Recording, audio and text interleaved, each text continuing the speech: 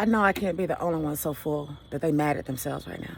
No, like real life, the itis has taken over. I'm about to go crash something so serious just to wake up and do it all over again. I had an amazing holiday. Any occasion I get to congregate with people I love and celebrate with food, it's a great day for me. I want to talk today about being a light. One thing I am so thankful for today is for all of those souls that have crossed my path over my 40 years, serving as a light for me. I've had some very, very dark times in my life. It would be those people that would pop out of the woodworks, have on a red cape as Captain Save 'em for no reason at all. I remember there was one time, there was this guy I met who I thought was a Prince Charming, and he like completely fell in love with me in like 2 days. By day 2, introduced me to his family and asking me to basically stay with them. I was technically homeless at the time. I want to say it was Christmas. And he asked me to move in with him and his dad and his dad's current girlfriend.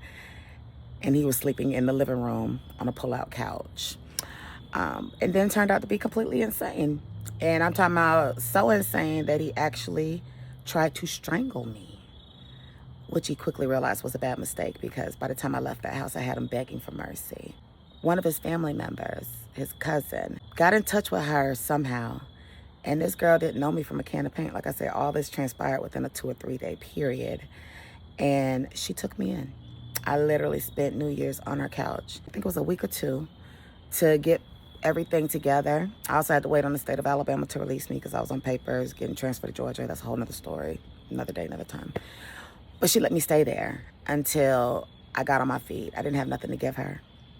While I was there, I came up on enough money and a car and resources to get my ass back to Atlanta. And until this day, I call her my angel. And I have several stories where complete freaking strangers just swooped in with the red cape and saved me. When it comes to being a light, a lot of that comes from you just being your authentic self, if you're a good person anyway. It's not something you walk out the door and say, I plan on being, somebody's savior today. That's not at all what we're talking about here. Just going through the flow of life and being a good person.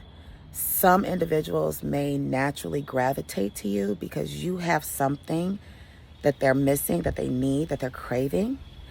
And you don't even know that through your conversation or through whatever act of service that you do for them, you are literally breathing new breath into them.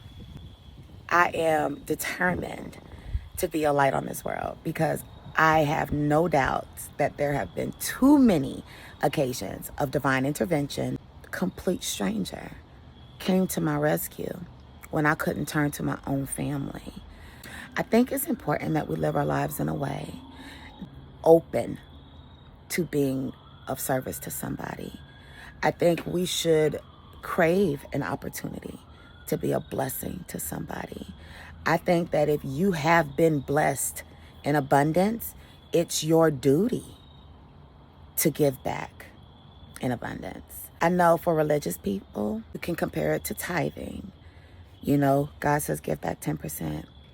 So even if I don't have money, if I've been blessed with an abundance of food and my neighbor is hungry, I'm going to give you some of what I've got because I was blessed to have this and I have enough to share.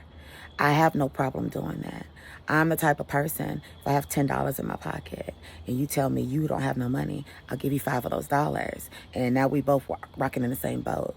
Now let's figure this out together from there. I've had so many occasions where I'm just having a simple conversation with somebody, not realizing that in that conversation, I am feeding their spirit something that they were craving. And most times we won't even know we're being a light to somebody. We won't even know that we're being a blessing.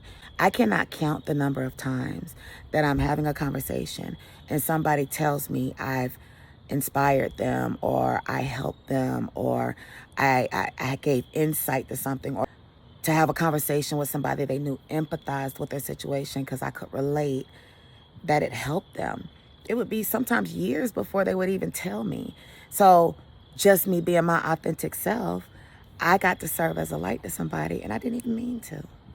I try to find something every Thanksgiving to be grateful for. This Thanksgiving, I'm grateful for all of those souls that have served as a light for me, because they did not have to. Not one of those angels that I am speaking of right now had any obligation to do a damn thing for me. There were a couple of those occasions, they didn't even know who the hell I was, didn't know me from a can of paint. But something in my spirit resonated in their spirit, and they were willing to take a chance on me. And they served as a blessing in such a magnificent way that I can never, ever tell them thank you enough. So my goal in life is to be a light. I always want to be able to be of service to anybody that I can.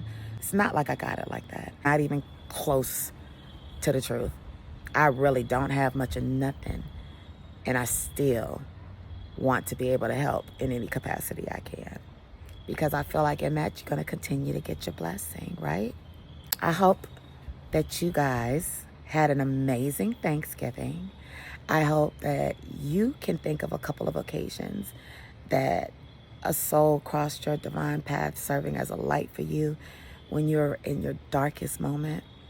And I hope that you covet the opportunity to pay it forward.